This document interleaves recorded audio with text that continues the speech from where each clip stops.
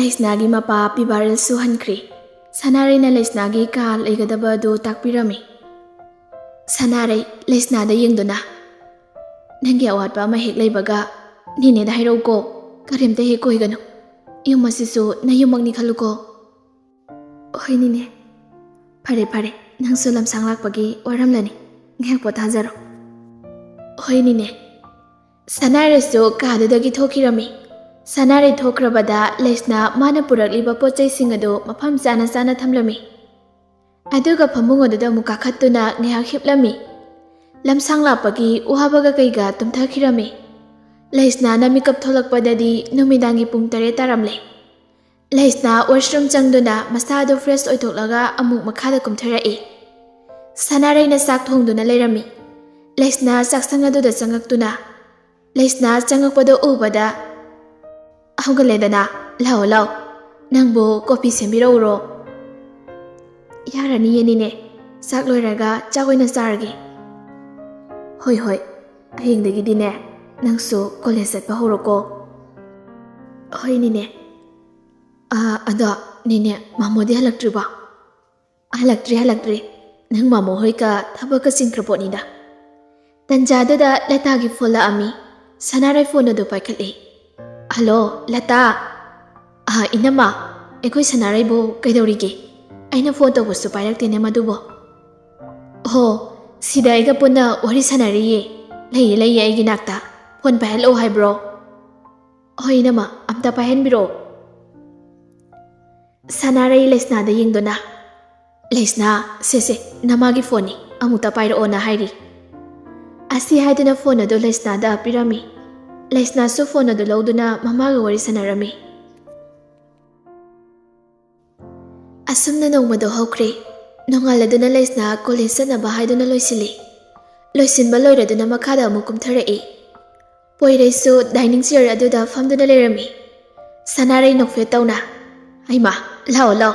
Ninene nakhoi anigi sak thibiragi. Asi haiduna makhoi anigi sakto thibirami. Poirai sakto sana Laisna da yengduna. Bem, college alaga nupaga koirambadi yariko.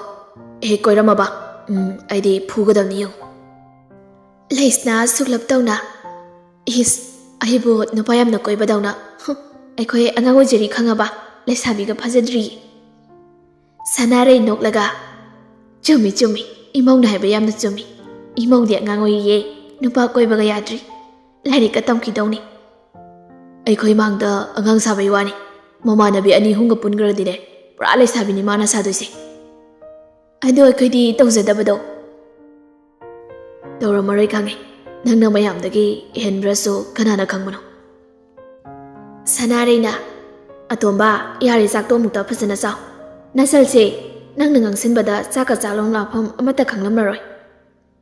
Astamna makoi anido saktokladuna college chatkre. Somda thaja Laisna na Imphal da chatkibadagi mangduna leirami. Thajagi matawado ubada mama thabadi yamna nungairamdi. Thaja tapna kayagi ma sak chathorosi laodana nangbo. Ima ai sak chaningdri ngehak leiraga charagi. Garangsu saksade adumaina sumtawrabadi nasado soklani ne nangbo. Thaja mama da yengduna.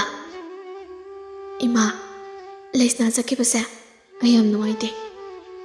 Laisna laitabada kunse yang hambugo sutawi. Asi hairaga mapira sela e.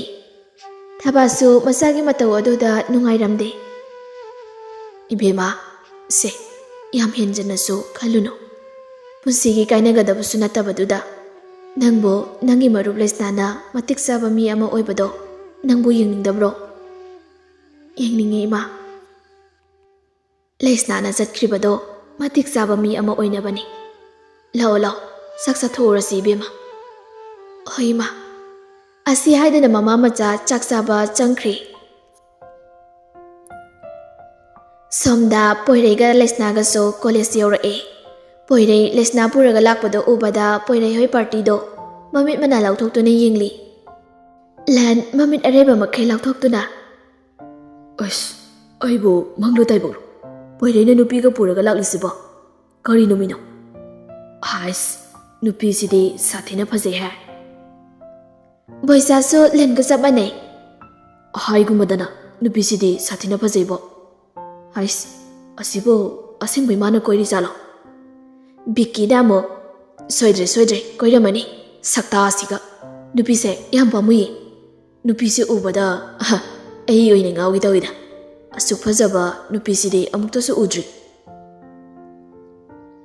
ꯄꯣꯏꯔꯩꯅ ꯂꯩꯁꯅꯥꯗ ꯋꯥ ꯈꯔ ꯍꯥꯏꯔꯝꯃꯤ ꯑꯗꯨꯒ ꯂꯩꯁꯅꯥ ꯆꯪꯈ꯭ꯔꯦ ꯄꯣꯏꯔꯩꯁꯨ ꯃꯃꯥꯟꯅꯕꯁꯤꯡ ꯑꯗꯨꯒꯤ ꯃꯅꯥꯛꯇ ꯆꯪꯉꯛꯏ ꯃꯃꯥꯟꯅꯕꯁꯤꯡ ꯑꯗꯨꯗꯤ ꯃꯥꯅ ꯆꯪꯉꯛꯄꯗꯨꯗ ꯃꯌꯥ ꯀꯥꯗꯨꯅ ꯌꯦꯡꯗꯨꯅ ꯂꯩꯔꯝꯃꯤ ꯑꯗꯨꯝꯅ ꯂꯩꯔꯝꯕꯗꯣ ꯎꯕꯗ ꯄꯣꯏꯔꯩ ꯉꯛꯅ ꯀꯩꯅꯣ ꯇꯧꯔꯤꯁꯤꯡꯗꯨꯅ ꯅꯌꯥ ꯀꯥꯗꯅ ꯍꯌꯦꯡ ꯆꯪꯕ ꯇꯥꯔꯦꯅꯦ ꯅꯣꯏꯕꯣ ꯑꯩꯁꯦ ꯅꯣꯏꯒꯤ ꯃꯤꯠꯇ ꯑꯃꯣꯝ ꯑꯣꯏꯅ ꯎꯔꯕꯕ ꯍꯥ ꯑꯩꯁꯦ ꯂꯥꯕꯅꯦ ꯂꯥꯕ ꯕꯣꯏꯆꯥ ꯄꯣꯏꯔꯩꯗ ꯌꯦꯡꯗꯨꯅ ꯍꯧꯖꯤꯛꯀꯤꯗꯣ ꯅꯣꯏ ꯁꯥꯏꯔꯣ ꯕꯤꯛꯀꯤꯅ ꯑꯃꯨꯛ ꯃꯤꯗꯤ ꯍꯥꯏꯗꯣꯛꯇꯕꯤꯗ ꯇꯨꯃꯤꯟ ꯌꯥꯝ ꯇꯧꯔꯝꯃꯤꯖꯥꯠꯅꯤꯗꯅ ꯄꯣꯏꯔꯩꯅ ꯅꯠ ꯄꯣꯏꯔꯩꯒꯤ ꯋꯥꯗꯨ ꯂꯣꯏꯕ ꯅꯪꯗ꯭ꯔꯤꯉꯩ ꯂꯟꯅ ꯐꯠꯇꯠꯇꯨꯅ ꯍꯥꯏꯔꯛꯏ ꯀꯔꯥꯏꯗꯒꯤ ꯊꯤꯔꯨꯏꯅꯣꯕ ꯑꯁꯨꯛ ꯐꯖꯕꯤ ꯂꯩꯔꯥꯡꯁꯤꯕꯣ ꯇꯥꯟꯖꯥꯗꯨꯗ ꯇꯨꯡꯗꯒꯤ ꯀꯔꯤ ꯂꯝꯒꯤ ꯂꯩꯔꯥꯡꯅꯣ ꯃꯈꯣꯏ ꯄꯨꯂꯞ ꯈꯣꯟꯖꯦꯜ ꯑꯗꯨꯒꯤ ꯃꯥꯏꯀꯩꯗ ꯌꯦꯡꯊꯣꯔꯛꯏ ꯊꯣꯏꯍꯟꯕ ꯂꯦꯞꯇꯨꯅ ꯂꯩꯔꯝꯃꯤ ꯊꯣꯏꯍꯟꯕ ꯅꯨꯄꯤꯅ ꯉꯥꯎꯅꯕ ꯁꯑꯣꯡ ꯁꯥꯗꯥꯅꯤ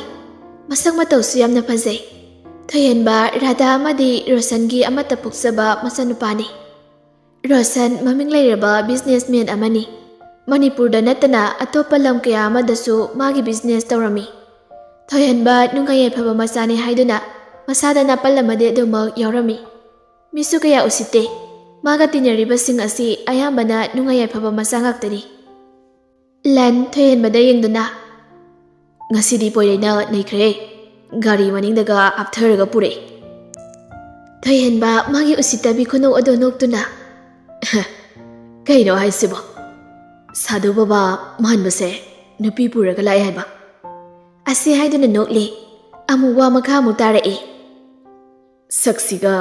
ꯁꯛꯁꯤꯅ ꯀꯣꯏꯕ ꯅꯨꯄꯤꯕꯣ ꯀꯌꯥꯝ ꯐꯖꯕꯤ ꯅꯨꯄꯤ ꯑꯣꯏꯔꯝꯗꯣꯏꯅꯣ ꯅꯨꯄꯤꯗꯨꯁꯨꯅꯦ ꯃꯥꯗꯧꯅ ꯑꯊꯤꯕ ꯅꯨꯄꯤ ꯑꯣꯏꯔꯝꯅꯤ ꯑꯁ ꯅꯨꯄꯤꯗꯨꯗꯤ ꯃꯁꯛ ꯐꯖꯩ ꯑꯩꯈꯣꯏ ꯀꯣꯂꯦꯖꯀꯤ ꯈ꯭ꯋꯥꯏꯗꯒꯤ ꯐꯖꯩ ꯍꯥꯏꯔꯤꯕ ꯗꯣꯂꯤꯒꯗꯣ ꯑꯥꯗ ꯂꯩꯍꯧꯔꯦ ꯊꯣꯏꯍꯟꯕ ꯉꯥꯏꯍꯥꯛꯇꯤ ꯉꯛꯏ ꯗꯣꯂꯤꯅ ꯈ꯭ꯋꯥꯏꯗꯒꯤ ꯀꯣꯂꯦꯖ ꯑꯁꯤꯗ ꯈ꯭ꯋꯥꯏꯗꯒꯤ ꯐꯖꯕ ꯅꯨꯄꯤ ꯑꯃ ꯀꯣꯏꯔꯦ ꯍꯥꯏꯗꯨꯅ ꯊꯣꯏꯍꯟꯕꯅ ꯃꯨꯛꯂꯝꯕꯅꯤ ꯑꯗꯨꯕꯨ ꯄꯣꯏꯔꯩ ꯗꯣꯂꯤꯗꯒꯤ ꯍꯦꯟꯅ ꯐꯖꯕꯤ ꯑꯃ ꯀꯣꯏꯈ꯭ꯔꯦ ꯇꯥꯕꯗ ꯁꯥꯎꯅꯤꯡꯂꯝꯃꯤ ꯍꯤꯔꯝ ꯈꯨꯗꯤꯡꯃꯛꯇ ꯃꯃꯥꯟꯅꯕꯁꯤꯡꯗꯒꯤ ꯃꯥꯅ ꯍꯦꯟꯗ ꯌꯥꯗꯦ ꯍꯥꯏꯗꯨꯅ ꯈꯜꯂꯝꯃꯤ ꯄꯣꯏꯔꯩ ꯑꯗꯨ ꯊꯣꯏꯍꯟꯕꯒꯤ ꯃꯇꯧ ꯑꯗꯨ ꯈꯪꯉꯤ ꯑꯗꯨꯅ ꯂꯩꯁꯅꯥꯁꯦ ꯃꯥꯒꯤ ꯃꯆꯟꯅꯨꯄꯤꯅꯤ ꯍꯥꯏꯕ ꯃꯣꯏꯗ ꯍꯥꯏꯗꯣꯛꯇ꯭ꯔꯤ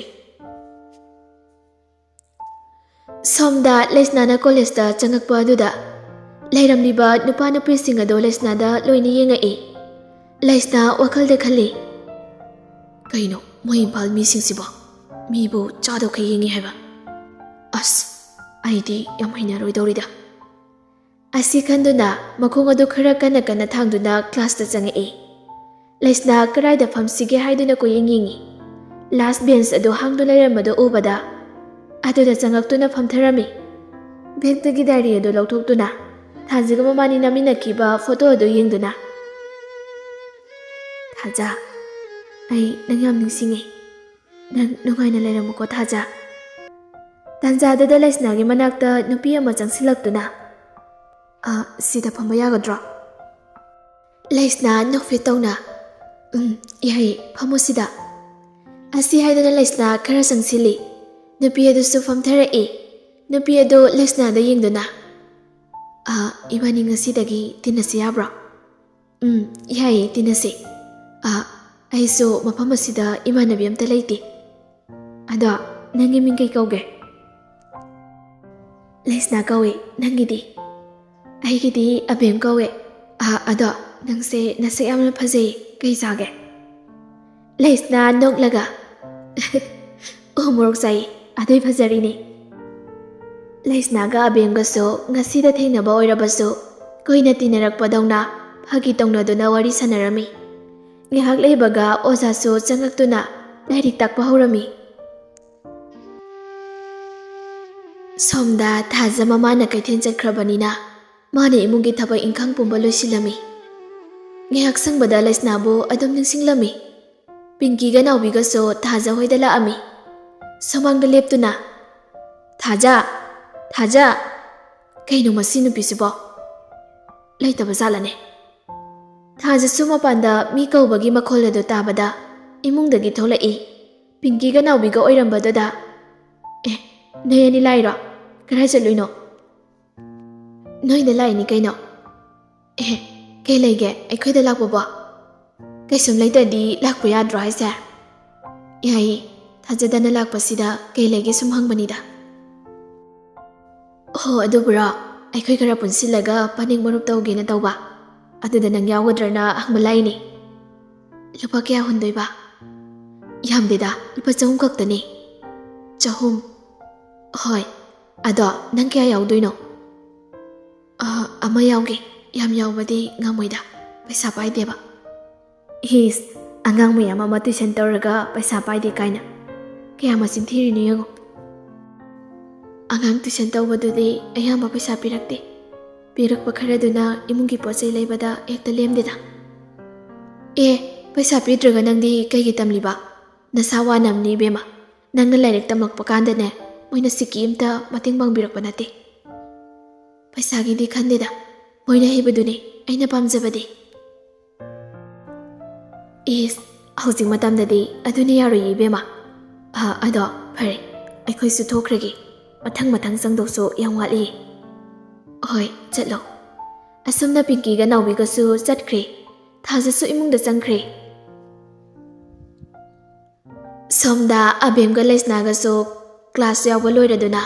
Canteen da kaino macharusi haiduna makhoi ani canteen da changai. Coffee adu pairaga lakpada khanghaudana Abem nupi amana khangtheng thingchilai. Adumna thingchilamba aduda coffee adu nupi aduda loina hajilami. Adu ubada Abem pakhatna. Sorry se, ai uzaudre. Nupi adu coffee hajinba aduda yinglaga Abem da sauna yingai. Aduga nupi aduna Abem da khupakna thage haiduna makut adu thangalai. Laisnana nupi adugi makuto phaduna Mamit ani suklap tawna yingduna hairai. Phajana haraga yabasida khut yawgi tawriba kaigino. Nupi ado Laisnada yam sauna yingduna hairai. Ni khutsi thado. Laisna su nupi adogi makut ado phathadoi. Nupi ado sauna. Nang ai kanano haiba masta khangbra ha. Laisna su usittana hairai. Aina nang kanano khanglubagi mathau tani. Aina mafam asida laklibase ihei tamba lakpani. Mathong warang khangdaba mi thigat palakpa nate. Abemdi nupi ado kanano haiba masak khangbanina. Laisnada chatlasi hairami. Nupi ado yam sauna. Kari, aibo mathong warang khangdabi haiba. Asi haiduna Laisnagi mamaida khupangna thage haiduna makhut ado thangkalai. Adubu amuka so Laisnana doligi makhut ado taphaki. Khut palise nang khaktani haina khalurabo. Nasagi asoibadi udana mingonda tainabagi wakhallono thado. Tanjaduda thoyen boygi party show changai. Ani aduna tawribado boisana hana urami. Film namehe. Mamanaba singado boisada ngangna yengai. Boisa noklaga. Thoyen bagi saiga boiregi saiga film nami tu ada. Mamanaba singado boisana yengliba aduda loini yenglai. Thoyenba dolida hana yengdabi Laisnada hana yengi. Laisnabu ubada thamoida kainoma phaurami. Poirai pakhatna. Abem kaudona Laisnagi manakta changsinki. Lan Thoyenbada yengduna. Amadi changkre nangso changlodana. Thoyenba landa mamito paina yengai. Lanso Thoyenbagi mi yengado khangnaduna tumina laikre. Poirai Laisnada onsinduna. Kaidawnarino bem? Doligi makuto thado. Laisna so mabongna hairakpa duda makut ado thadoami. Poirai dolida yengduna. Doli saunuko angangnina khangna tawrini. Laisna poirai da yengduna. Kaino tato aikhoina lanba nati mana lanbani. Mana aikhoida thingjila aga. Poirai Laisna da yengduna. Yare bem chang nang tumina leiro. Class changu chalo. Laisna khara saurap tawduna makhung ado kanna thangduna chatki. ꯑꯕꯦꯝꯁꯨ ꯂꯩꯁꯅꯥꯒꯤ ꯃꯇꯨꯡ ꯏꯟꯅꯗꯨꯅ ꯆꯠꯈꯤ꯫ ꯄꯣꯏꯔꯩꯍꯣꯏ ꯄꯥꯔꯇꯤꯁꯨ ꯆꯪꯁꯤꯜꯂꯛꯏ꯫ ꯗꯣꯂꯤ ꯑꯁꯥꯎꯕ ꯑꯗꯨ ꯊꯣꯏꯍꯦꯟꯕ ꯎꯕꯗ ꯈꯔ ꯃꯈꯩꯗꯤ ꯐꯔꯝꯃꯤ꯫ ꯗꯣꯂꯤ ꯄꯣꯏꯔꯩꯗ ꯌꯦꯡꯗꯨꯅ, "ꯄꯣꯏꯔꯩ, ꯍꯧꯖꯤꯛꯀꯤ ꯅꯨꯄꯤꯗꯨꯒ ꯅꯪꯒ ꯈꯪꯅꯕ꯭ꯔꯣ?" ꯕꯣꯏꯆꯥꯅ ꯐꯠ ꯍꯥꯏꯔꯛꯏ, "ꯄꯣꯏꯔꯩꯒꯤ ꯖꯦꯞꯅꯦ." ꯗꯣꯂꯤ ꯀꯔꯦꯝꯅꯕꯒꯤ ꯃꯑꯣꯡꯗ, "ꯀꯩꯅꯣ ꯍꯥꯏꯁꯤꯕꯣ? ꯑꯁꯤꯒꯤ ꯑꯦꯜꯆꯤꯡꯕꯤꯁꯦ ꯅꯪꯒꯤ ꯖꯦꯞꯅꯦ ꯍꯥꯏꯕ? ꯏꯁ, ꯄꯣꯏꯔꯩ, ꯅꯪꯁꯨ ꯅꯨꯄꯤ ꯐꯪꯗꯕꯩ ꯇꯥꯏꯞꯇ꯫ ꯅꯪꯅ ꯅꯨꯄꯤ ꯐꯪꯗ꯭ꯔꯒꯅ ꯑꯩꯉꯣꯟꯗ ꯍꯥꯏꯔꯛꯄ ꯌꯥꯗ꯭ꯔꯣ? ꯏꯃꯥꯟꯅꯕꯤ ꯀꯣꯛꯊꯣꯡ ꯑꯃ ꯂꯩ, ꯑꯗꯨꯗꯒꯤ ꯑꯃ ꯀꯣꯛ ꯁꯦꯝꯕꯤꯅꯤꯗꯅ."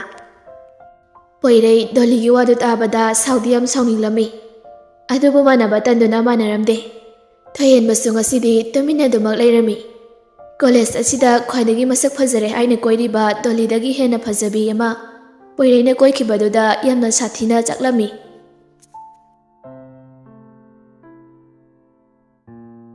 ꯉꯁꯤꯒꯤ ꯇꯥꯡꯀꯛ ꯑꯁꯤ ꯃꯇꯥꯡ ꯑꯁꯤꯗ ꯂꯣꯏꯁꯤꯟꯖꯔꯤ꯫ ꯃꯌꯥꯝꯅ ꯆꯦꯅꯦꯜ ꯑꯁꯤꯕꯨ ꯅꯨꯡꯁꯤꯕꯤꯗꯨꯅ ꯂꯥꯏꯛ, ꯁꯤꯌꯔ, ꯀꯃꯦꯟ, ꯁꯕꯁꯀ꯭ꯔꯥꯏꯕ ꯇꯧꯕꯤꯔꯝꯃꯨ꯫